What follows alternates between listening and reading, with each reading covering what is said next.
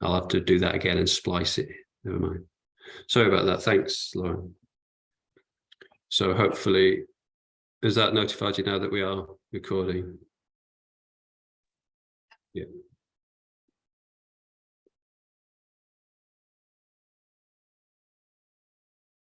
Yeah.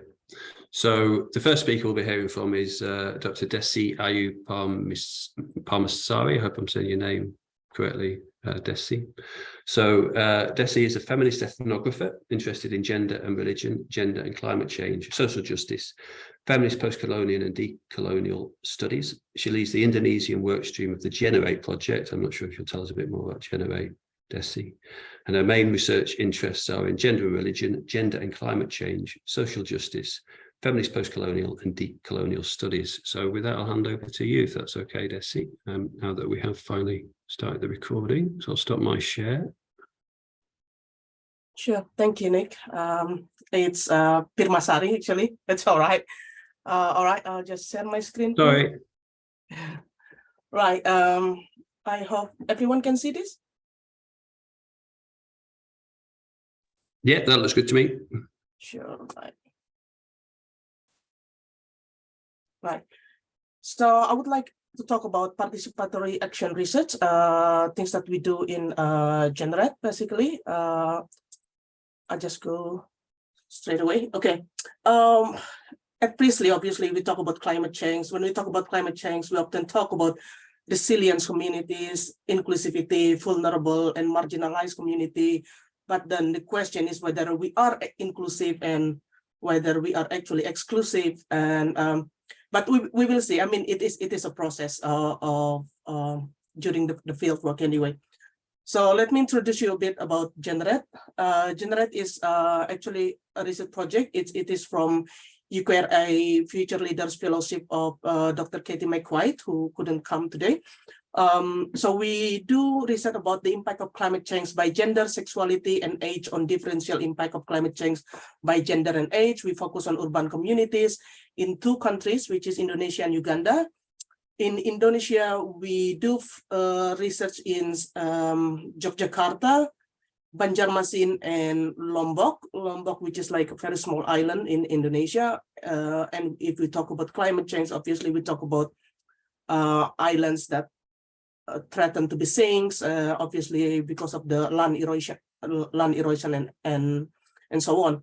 And we also engage with stakeholder and marginalized community, embed with gender and social inclusion in urban climate action. This is an ethnographic work, and we also do participatory data collection that we're gonna discuss further after this. And we work a lot with creativity and locally adaptation. As the picture on the left side, you can see this is actually Madihin, a traditional Banjaris oral tradition in which they use this kind of musical style to talk about everyday stories. But in this case, we use it to talk about the impact of climate change to various groups. So I responsible for the Generate project in Indonesia, and Dr. Neil responsible for the Ugandan one. Right, this is the kind of communities we work with, either in Indonesia or in Uganda. We work with young people, we work with indigenous community, LGBTQI+ community, organization concerned on tackling violence against women, and then woman head of household, single parent, ex-migrant worker. In saying this, we try to provide support for caring responsibilities, in which like we allow kids to join the workshop. I mean, we allow parents to bring their kids, so so they don't feel hesitant to come. So there is no burden for them, because I'm a mother as well, so I know how hard it is to be a mother and look after your kids and to be involved in various organizations. So we try to make it as open to everyone. We work with people with disabilities, and by saying this, we try to provide disabled-friendly venue. And as you can see the picture on the left, we try to provide a sign language interpreter, because we think it's important to approach all type of these disabilities. So yeah, that's one way we're trying to do. And I wrote here main character, but this is not, we haven't done this yet, but in the future, we hope we can do this, because what we learned from our workshop and field work is when we invite people with disabilities, it is important to bring their main character, especially when we talk about climate change and climate disaster. In time of climate disaster, the main character is the one that very close to them, and it is important for them to have the same knowledge as the person as well, himself or herself. And then we work with informal workers, fishermen, household workers. If you see here, I use the term household workers instead of maids, because during my field work, we are aware of the term maids is quite degrading to them, because they are often considered not as worker. So we think to call them as a household worker is to give them dignity, but also to acknowledge them of what they're doing as a work, instead of like just something that women usually do, quote unquote. Right, next, we talk about participatory action research, and here I would like to quote, I wrote this actually a few years ago with a colleague in a paper about being an Indonesian feminist in the North. This is actually a critique. This is probably Nick already said I'm quite post-colonial and decolonial. Here I wrote about like how I feel as an Indonesian scholar. Often the knowledge about Indonesian women is written by foreign scholar, and I feel like I don't know my body, so I need someone to tell me about my body. So this is how I feel that. But now I feel like using the participatory action research, actually giving opportunity for people like me in this case to speak, to tell the story with our own language. So yeah, that's the main idea basically, and we believe that transformation is needed, and efforts need to focus on climate justice to ensure that any climate action and planning not only focus on climate adaptation or mitigation, but also simultaneously improving the lives of the most vulnerable and oppressed or marginalized group in the society. So here we go about participatory action research. Well, probably we are many of us here knows that it was at the fairly early stage. It was started by Colombian sociologist Orlando Falls-Borda, but I'm not going into detail what he's doing. I'm just focused what we are doing here. We use this because in many global South communities, we don't really have this written tradition. What happened is we have a strong oral tradition. So I think we need to appreciate that as a knowledge. That's why by using participatory action research, actually we give that opportunities for that oral tradition to be a sort of knowledge that that we can use to challenge power in the society, by using like the madihin that the picture I saw earlier. And here we use arts and creative works to express and tell their own story. And reflection is key here, because in general itself, like we always do reflection, like discussion every once a month, something like that, just because we think it is very important as a researcher, we look back of what we are doing. But at the same time, it's good for us to talk about our mental health, because from my experience, because talking with marginalized communities often make me feel like really bad, because I feel like I'm useless because I couldn't change their life just like that. So I think it is important for us also to discuss about it, to maintain our own mental health and well-being. And for me, participatory research is a process of learning and unlearning. Right, this is one of the example of work that we're doing. We using arts to engage with participants to tell their experience. Here is an experience of one of our participants in Banjarmasin, people with disabilities. If you see this two picture, the comic, we create comic with her, with them as well. Sorry. So here, what you see is the artwork of artist and also the participant herself. The picture at the bottom is her own work, in which she drew her experience of flooding flooding is very common in Banjarmasin. People, it happens like once a month, and it's enter your house, and it just like, and now when you ask people like, oh yeah, flooding, it's like something usual for them. So we give them a creative workshop training for 2 days, and then we ask them to draw their experience. And this is what she draw, like, because her husband is blind, and one of her leg, she doesn't have one of her leg. So when it's flooding, her husband has to go around the house, cleaning up the house, or find something for them, while she and her daughter has to stay in bed because it's too the floor is too slippery for her to go around. So she become her husband eyes during flooding like this. So this is the comic that we also do. I'll discuss detail later about this. And in Lombok, also we produce a book.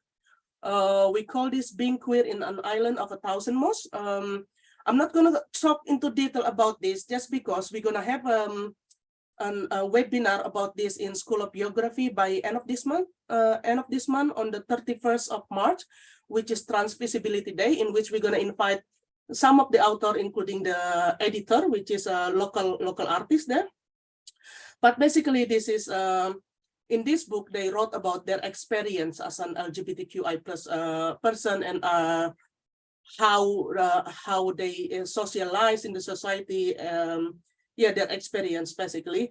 When we give them this opportunity, it was quite, for me, it was quite touching, their response, because they said like, usually scholars come to us and then give us a training or something. So basically they are the one who listen to something. But in this one, in our workshop, we always give them a opportunity to talk, but they are actually the main what you call it, organizer or runner of the event, because they we let them lead the workshop, and that's they said it's different. And usually they read something written about them by other people, but here they write something. They never thought they could write something, but then they write this, and then we print it as a book. And they are really happy with this because they said they feel like this is kind of achievement for them as well. And the other one is we work with women's Senyum Puan is an organization of women who fight for domestic violence. Usually with communities, we ask them, how do you want to deliver your stories? With them, Senyum Puan asks, can we have a training in poetry writing? And we try to find the artists to work with them, and then this is what we produce, a poetry collection by members of Senyum Puan, in which they talk about gender justice, climate change, and ideal future. And the picture at the bottom is we work with local, you see here I cross the word mates. We work with local artists to describe the experience of one group of our participants who are what you call it, household workers. And this is just to explain how difficult their life is. Like they are expected to do everything, to look after someone's child. Sometimes they have to neglect their own child. So we use this art to deliver their stories. And we also use montage workshop with women porter and micro vendors, in which we ask them to draw body. And then we talk about the impact of climate change on their body. We do body mapping, and then we talk about the stress on their body, part of their body that affected by the climate change and other pressure. And we wanted to explore all aspects of their identities and social life, how climate change affected them and their life. And we also wanted to create space for them to tell their experience that's very close to themselves, that is their bodies. And we wanted to explore their resiliency, talking about their strength, their courage in everyday life, and what makes them strong and keep them moving. Because here you can see like they experience like cramp in their back, but here is it's about their dream, what makes them happy, the support system they have. And then this is the comic that I mentioned before. So in this comic, we use 3 languages, which is Banjaris, Indonesian, and English. The story of the comic is we take it from the story shared by us, by the participants, and then we work with local artists and transform it into comic. The idea of writing it in 3 languages because I'm a Banjaris. I'm half Banjaris, half Dayak. In my life, I've never seen a comic written in Banjaris language. So when we produce this comic in Banjaris and I read the Banjaris version, I feel like there is an ownership of that comic. Like, oh yeah, I feel very close. You know, there is that proximity to your identity, and it just bring me like that. Oh, this is our life, something like that. So, but obviously for the purpose of the a wider audience, we wanted to have it in Indonesian and English as well. But we believe that providing with the local language, giving opportunity for the participant to have ownership to the stories itself. And then we also produce a board game. We work with trans woman communities in Jakarta. We call it Gender Jeopardy, a game of trans resilience, in which if you play this game, you are bringing to their life, the life of a trans woman. There are lots of different cards here. For example, like this top card, it's about their job, in which like many of them, for example, work as a sex worker, and the health risk that they experience. For example, here is the silicone, the burst of their silicone, for example. And this game is made by them. We connect them to a board game mentor, and they created this game from scratch, if you might say.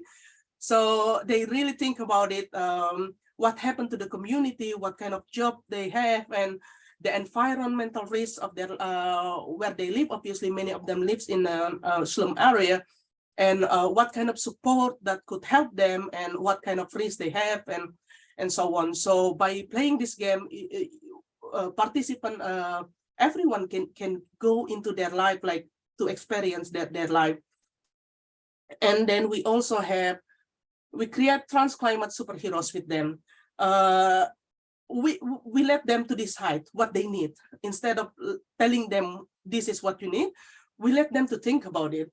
And here they come with four superheroes, which is Dana is a fundraiser. If you see the costume, this is from a gallon, the lid of the gallon.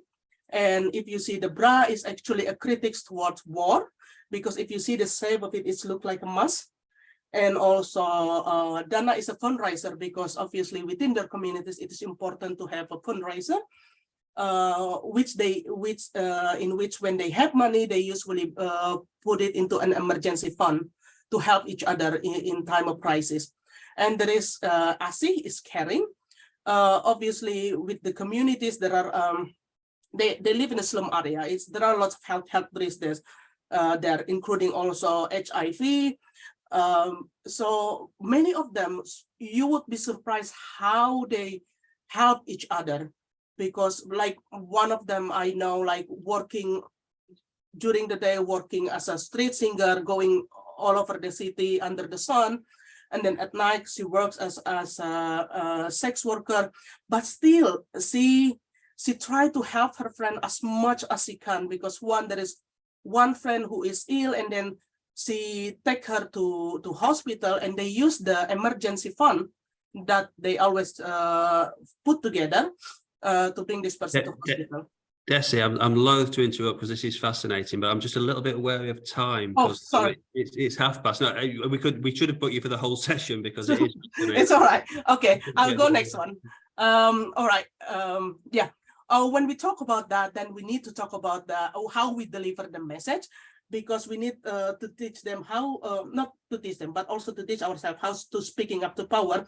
So here we work with we created National Steering Committee, which member are ministry, MPs, and academia, and everyone, including in every city. We create the same, and we work with journalists because we believe their voice need to be delivered. Nick, do I have time to show the video? I think we're pushing it a little bit, Desy. Could we disseminate that later? I mean, I can put it out. I'm just conscious because it's already half past and we've got another two speakers. So, but sorry to cut you off. I really no worries, no worries. All right. I think that's all from me now. Thank you very much. Terima kasih. Thanks, Desy. I've certainly got some questions if you have time, but I'll pass on to Chris now, if that's all right. I'll introduce you, Chris, while you sort your slides out. So Chris Smith is a NERC-IIASA Collaborative Research Fellow. Maybe so I'll just, maybe, yeah. Hey, I'll leave it to you, the International Institute of Applied Systems. And I'll let you get on with it, Chris. You'd probably better introduce yourself better than I can. Thanks, Nick. Sorry about that.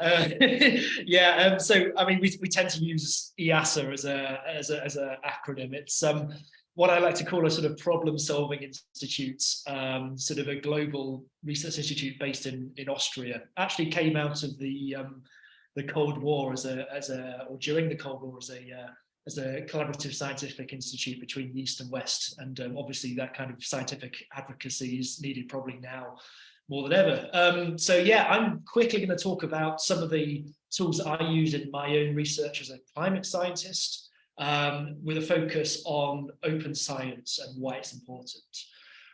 So firstly, why would we bother with open science? Now, all of you guys here today are obviously interested in this, and I hope I'm not sort of talking at a level that's too basic.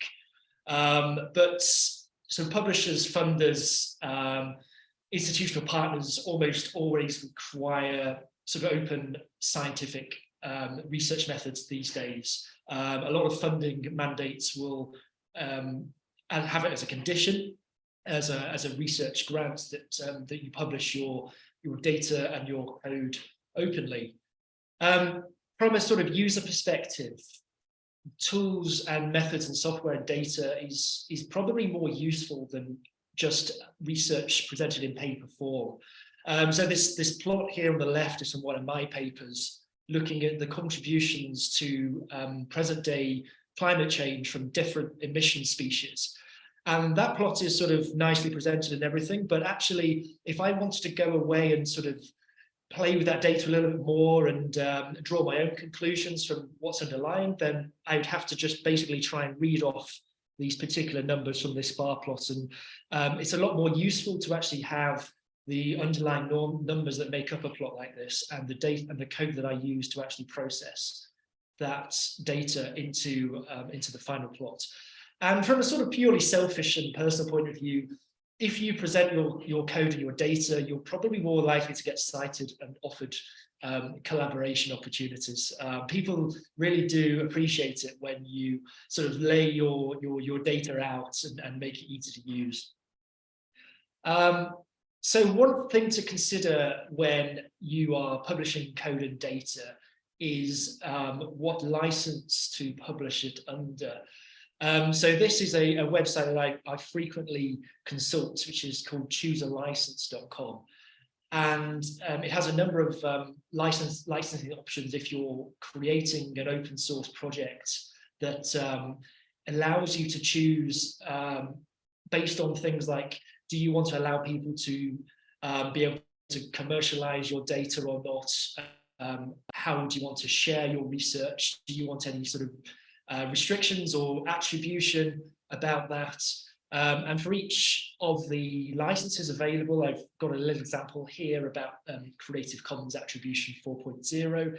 It tells you sort of, it's got the full license agreement for each data type. It has a nice summary of the key points of each license. So the permissions, what users are allowed to do with your code and data, any conditions that people have to respect, and any limitations that prevent things such as sort of sharing a closed source distribution or commercialization.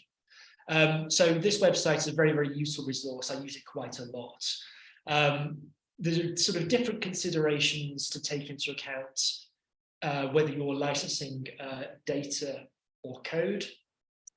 So for data, we often see these Creative Commons or Creative Commons by share alike licenses, which basically allow people to take your data and sort of reuse it freely as long as they attribute you as the data creator. Generally, these Creative Commons licenses are sort of not necessarily appropriate for code. So there are a number of different licenses covering software code, such as MIT, GNU, Apache 2.0, and there's probably 15 or so sort of commonly used licenses. And this website, chooselicense.org, really, or chooselicense.com, really sort of explains the pros and cons of each. So I'm not a legal expert, and I doubt many people in this meeting are, but this is obviously an important thing to think about when you are setting out on a sort of open source journey as such. You might already be familiar with the so-called FAIR principles. So FAIR is an acronym which stands for findable, accessible, interoperable, and reusable. And this applies to both data and code. And it's a sort of set of guidelines to consider when you want to embark upon open data and open code. So findable means it's easy to find. Generally, that means it's indexed or catalogued in a searchable resource, and I'll give some examples of this later. And sort of one sort of nice thing you can do with findable data is assign a digital object identifier, or DOI, which is a long-term persistent URL, which is standardized. A lot of journals have these, also a lot of data sets have these, and this applies in these cases here. Accessible means that the data is easy to access, it's free to access, it might be open, you might have to sign up, create an account, but that shouldn't be burdensome to do. Interoperable means that the data is easy to use and interpret. Generally, this means that it's in a widely used open format. So in this case, say a CSV file is preferable to an Excel file because it's non-proprietary and it's operating system independent, and you don't need to own Microsoft software to be able to understand that file. In the field of climate science, we have our sort of conventions for climate data called CF conventions, and this is a data set format called NetCDF, and these are generally for larger files than simple CSVs. And then reusable means that the data is kind of self-described, there's adequate metadata, the data set explains everything that's in there to enough detail that you don't necessarily have to contact the dataset owner to be able to understand and use what's in the data. So a couple of tools that I use in my own research, you may be familiar with GitHub, which is an online software repository. It's useful for collaboration and creating version-controlled software. And when I say software, I don't necessarily mean that you are going to go out and develop a new software package. Software can be anything, just creating the code to plot a figure in a paper, or if you use LaTeX to write your papers, you may want a version control and make your source code open and reusable. So GitHub's great for code and small data files. It's not good for large data files because it creates a history of everything that you create. You can also make your repositories private. If you are writing a paper and you don't want to release your results before submission or before acceptance. And there are other alternatives to GitHub as well. So Git is this, it's actually a version controlled software that runs on sort of GNU principles. So there are alternatives such as GitLab. Some people prefer this, particularly now GitHub has been acquired by Microsoft. And I'm sure there are other Git friendly repositories and websites out there. For data, I use Zenodo. So this will give you a DOI. It supports large data sets. It's much better than GitHub for data sets. This is guaranteed by CERN and the EU for 20 years. And every release that you do of your data set, it gives you a DOI, so it fulfills these FAIR requirements. And also there's this functionality to integrate with GitHub. So if you are publishing your code and data on GitHub, you can actually create automatically new versions on Zenodo, and it will give you a new DOI for every data set. So this is one of my repositories. The coincidence is for FAIR is actually, I actually have a model called FAIR, which is also adheres to the FAIR principles. But as you can see, there's a sort of a large sort of data set description. We have our DOI here. If I go to the next screen, you can see that there are several different versions of this data set, and each one has got its own DOI associated with it, as well as the date it was created. And the nice thing about Zenodo as well is that the data set is fully citable. So people can actually sort of come along and say, I've used version 1.1 of the FAIR calibration data with the DOI, and I get the citation credit for that. And this all leads into reproducibility. And really my goal when I sort of create a project is for a user to pick up my code and be able to reproduce my results from start to finish. And I tend to do this for every paper, even if I'm just writing a commentary piece for Carbon Brief and I do some analysis, I'll even put the code for that on GitHub so people can see what I've done and everything's nice and open and I'm not hiding anything. And I usually design my repositories with this in mind. So I'll always have like a README, including the installation instructions and how to reproduce the results and any data considerations. So I'll give an example of what's included, what's generated, and what a user might need to obtain and download themselves, which I'm not allowed to host because of licensing requirements. So just to finish, this is one of my my GitHub repositories with the README file, and it kind of shows you again. I've got the DOI identifier here, and I've got some installation instructions, some setup instructions. And then this is sort of the first bit of explain to the user how to reproduce and create my results from start to finish.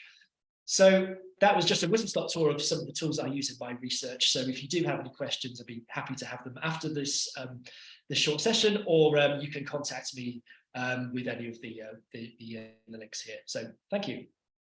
Great, thanks very much, Chris. We'll go straight on to Bianca, if that's okay. We've still got time for a few questions, hopefully, at the end. So while you share your slides, Bianca, I'll just introduce you as a postdoctoral research fellow in climate change and health with Priestley. Your work focuses on evaluating adaptation and mitigation of actions that respond to the risks and impacts of climate change in health. And you partner directly with decision makers in government, national health services, community-based organisations and NGOs to conduct research in the UK, Ireland, Uganda, Kenya and Indonesia. So with that, I'll hand straight over to you, if that's okay. Super, thanks so much. Yeah, it's a pleasure to be here today, and thanks so much for great presentations from Chris and Desy. I guess Nick already introduced me, so I don't really need to introduce myself. And I'm also going to kind of try and keep to time as much as possible. So the questions will probably be more or interesting. So I suppose as Chris mentioned, my work broadly focuses on kind of understanding the impacts of climate change on health, and then also responses to, or evaluating responses to, reducing those impacts. And I'm going to run through a few examples of ways in which my work uses kind of open research practices to support or kind of motivate climate equity and climate action. I think the one thing to kind of say is to start talking about the motivations behind a lot of the research that I do is how we connect then research methodologies and evidence that are often, embedded or rooted within an academic space with that kind of decision making and or information needs that are often outside of that space. And that tends to be kind of a lot of it has to be embedded in kind of partnering directly then with, those people. And so I partner directly with, health services like the NHS, for example, community-based organizations, Indigenous peoples organizations, as well as NGOs and government departments to really conduct research throughout the entire process, and then also make sure that those outputs of that research are kind of accessible and useful for depending on particular contexts and situations. One of the key challenges in doing this is creating a common language that we speak. And so at the beginning, Nick kind of mentioned being interested in interdisciplinary or transdisciplinary ways of working and how that kind of translates to open research practices. And even, within kind of academic spaces, you're really made aware of how vocabulary that you can use can be quite exclusive. And so this translates, even further when you're trying to extend beyond the walls of academia and these spaces of research and working with different people where jargon is just they have their own jargon as well, and so that can be kind of a challenge, but also something worth kind of considering. And I suppose to have like research outputs that are accessible and useful then for informing individual decisions or collective actions in this kind of realm outside of academia really means then embedding that kind of sense of equity as well as research integrity within the entire research process.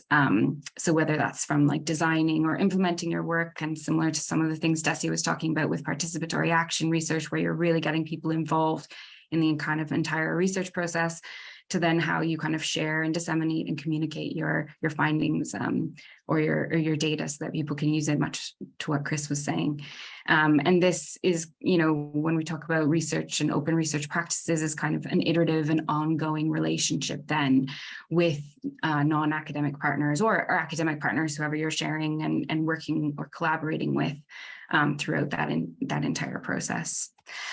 So just to give kind of an example, I'll give you 2 examples of things that I've been working on.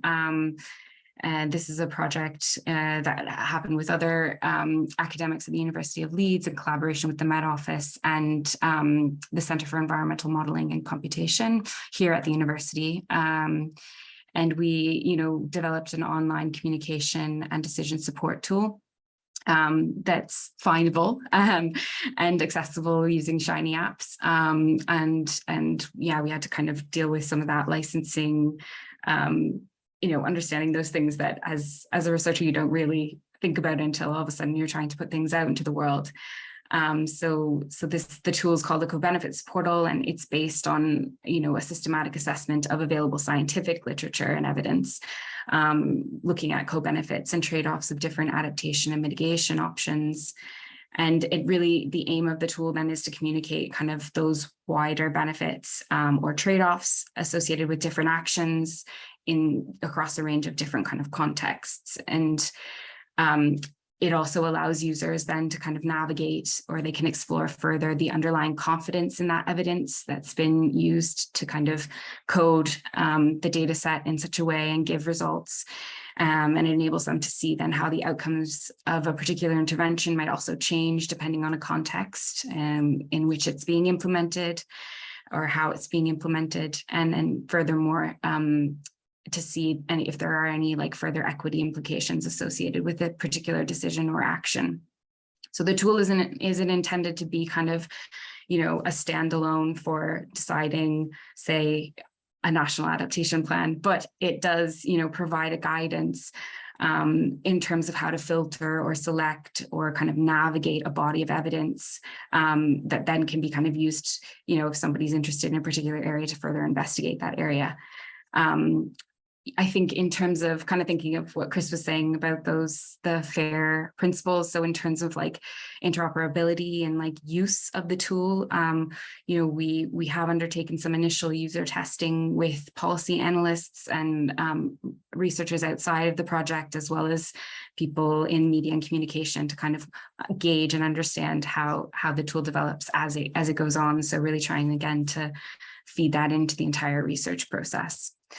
Another way in which, you know, I've been kind of working with a colleague at the Priestley Center, Paloma Trascasa Castro, to kind of initiate or develop this independent climate science information platform called the Climate Press. So we began working on this in 2019.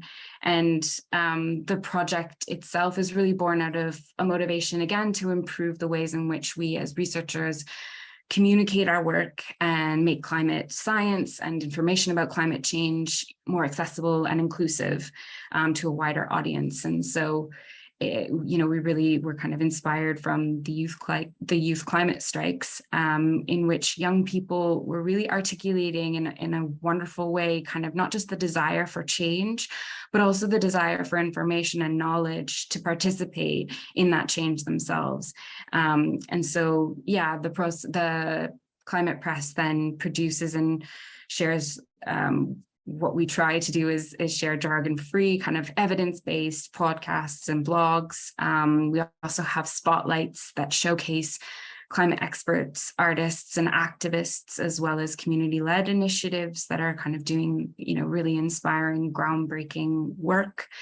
And the topics range from, everything from, say, impact of extreme heat on professional athletes at the Olympics, or the future of coral reefs, to, reducing greenhouse gas emissions in the NHS. So it's like, kind of, we go big, but then try and take bite-sized pieces off of each of these little areas. So we've been, the Climate Press is aired on BBC Radio as a part of the Bradford Science Festival.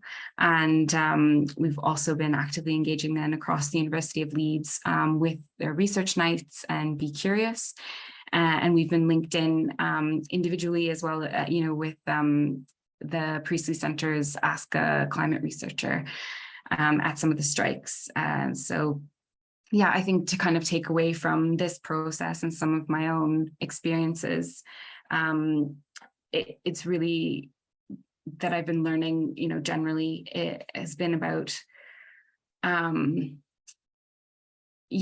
effective, open and accessible information can be in promoting and understanding climate change, where people are able to actually situate themselves in the discussions, in the negotiations, and then therefore in decisions as well, and how truly empowering that can be. So I think I'm going to just kind of end it there and keep time for questions and broader discussion of open research. And there's been a lot that you've already heard. So thank you so much. Great, thanks, Bianca. That was great. And sorry, we were a little bit rushed, as always, but we've got a few minutes for questions. There was one question that had cropped up, and I was, again, Desy, I'm sorry to have cut you off, but there was a question from my colleague I was also very interested in the comics that are produced through your project and how will they be used and disseminated. And actually more generally, as to some of the other outputs, how will they be disseminated from your project, Desy? Thank you, Nick. So about dissemination with the comic, of course, first of all, we're gonna distribute it to all the national steering committee that we already have at the national level, but also to the urban technical working group, which is like government activists in the city level. But at the same time, we will use our website that currently in the process to publish it as well. We also currently thinking, because we have journalists in every either urban technical working group or the national steering committee, we were thinking to engage with them, because we believe that I was working as a journalist for like over 8 years, so I believe in the power of media. So when Bianca mentioned about the press, so I'm fully aware of that. And then in general, we believe in that. That's why we will try. We are currently trying to approach local or national media, so they we can publish it in their website or in their as a news with them. We have some of our activities already been published in the local news or even in the national news in Indonesia. So it's one way to bring people to be aware of what we are doing, but at the same time to bring awareness about the climate change, because as a decolonial person myself, if you translate the climate change to Indonesian language, it means like perubahan iklim. And if you ask this question to ordinary people, even if you ask my mom's what is climate change, my mom just gonna be like, what are you talking about? But if I ask my mom, for example, how was the recent flood? How does it affect you? She could tell you like super long story about that. So we try to engage with the people in the very locally ways, because we believe that's the only way. If we talk about participatory action research, means we should talk to the people instead of just like journal, like international journal and so on. Well, I did have a related question to that. Please, anybody else that has a question, post it or put your hand up. But just related to participatory action research, which I guess is a type of citizen science, is it? Could it be? I'm just interested in the ethics around it and whether you had any particular challenges with articulating the ethics to your participants and, you know, cross-culturally and this kind of thing? Because it's an area that we grapple with a lot in my role in research data management, you know, where we're helping people with research data management plans. So was that a challenge for you or not? Yes, it is a challenge. Like I always been critical about ethics, especially the consent form that you have to sign and so on, like especially in a country with like very strong oral tradition. So what I usually do is like I will give it to them, but I will explain it in person, because obviously we have oral tradition. And I told them, if you agree, basically you don't have to sign it, because I don't want people worry about signing something that probably they worry, because, you know, like there is a power relation there, because many of them feel like when they sign something and they actually being fooled by that. So I asked them like, I can take your oral consent, then that's fine for me if everyone agree. And we share everything inside this group anyway. So feel free to contact me anytime. So yeah, and with people with disabilities, we always have someone to read them, especially if they cannot read it. We have someone to read it through to them. And with other group, we try to make it as accessible as possible to everyone. But like I said, it is a process of learning and unlearning. So we learn through the process. Like at the very beginning of fieldwork, I'm not aware of sign language interpreter, like how important it is. But then the second field, we notice like, oh, we haven't been very inclusive. We neglect people who actually need sign language. Well, and then there is a question about that. Just I'm very conscious of time, but I don't know if you could comment anything from, because you mentioned participatory action research, Bianca, as well. Have you had any ethical considerations around that? And a related question, I guess, for both you and Desy is the issue of translation. You just mentioned sign language, but you know, is that something that you've tried to do, or, you know, resource to actually do the translation, etc., is probably a challenge. So Bianca, if you get any further to say on yeah, just to kind of add to what Desy's already articulated, I think participatory action research it's such an interesting area that it really doesn't fit with the existing way in which our ethics inside an academic institution are structured. Like Desy was saying, you have everything so, because some of the ways in which you're kind of handing over control to participants and people that you're engaging with. And so it might move in different directions, and like consent and is an ongoing process. So it's a continual kind of conversation that you're having with people. However, when you're restricted to these like forms and signed kind of on a standard basis, we will ask you this many questions, and this is how long the interview will take. It's a lot more kind of boxable. It's a lot more like comfortable from an academic space, at least. So there's a lot of like discomfort with that kind of relinquishing control, if you will, and it does raise a lot of issues. And I think what Desy mentioned about like power dynamics is massive in that kind of understanding when those barriers do exist, and whether someone is in a position to actually say when they don't want to continue, or to make that decision for themselves. So that's kind of the conversation that needs to be having all the time, I think. Thank you. I mean, I'm just conscious of time. I didn't want to leave Chris out totally. You haven't asked you a question, Chris, but just if you have time, just, you know, it's the top of the hour, but I just wanted to ask you very quickly about the workload for the type of stuff that you're talking about, and is it rewarded, and does it need to be rewarded perhaps a bit more than it is? You know, is there the incentive structures that we need to think about for encouraging others to do that type of work? Yeah, that's a great question. There is, you know, the first time I did this myself, I found it taking about 3 times longer than it would have been just to sort of do my processing and then publish the paper and forget about it. But actually, I think once you set up a structure, I think that time pays back. And it certainly pays back in terms of when everything's in one place and you've got a structure, and it's easy to set up a new project.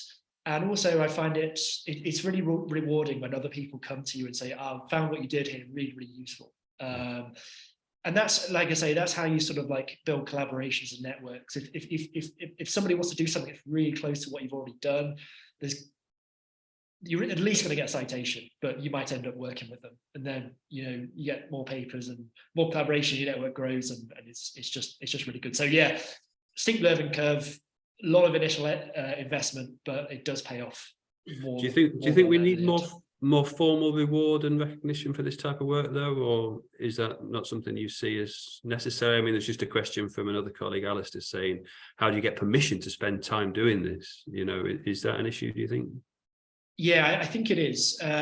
So where I work at IASA in Austria, we actually have a separate, for software developers, there's a separate sort of like metrics almost in how you are sort of like, I wouldn't say assessed, but, you know, your sort of output is not necessarily all about writing papers. It's like some of the best academics I know, or some of the best researchers barely publish anything. They are basically developing software backends and just making tools that are really, really useful for everybody else. And I think in general academia, that kind of work is not rewarded anywhere near enough. I think we need more reward and recognition for data scientists and people that support software development and open science. Yeah, no, thank you. And it's gone 2 o'clock now, so we'll have to leave it there, I guess. I'll stop the recording. I don't need to rush off straight away, but just on that note, Chris, I think that's certainly something that the University of Leeds is trying to work towards, but obviously it's not something we can do in isolation. And it's a cultural change, as we sort of emphasised at the beginning, that sort of cultural change of how science is actually done, and not the whole publish and perish mentality just to get as many papers out as possible. But it's a long journey. Okay, thank you, everybody. I'll stop the recording.